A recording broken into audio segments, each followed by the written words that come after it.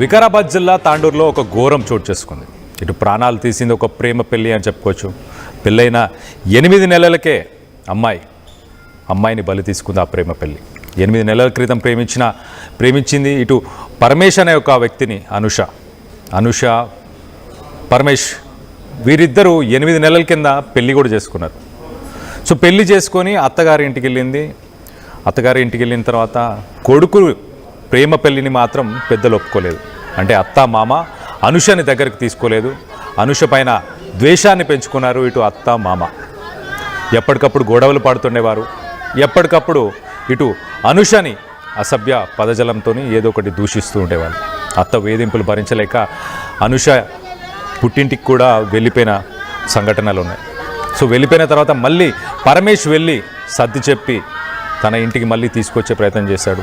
అలా ఈసారి మరొకసారి ఇంటికి తీసుకొచ్చాడు. కానీ ఇంటికి వచ్చిన కొంతసేపటికే అనుష ప్రాణాలని కోల్పోయింది.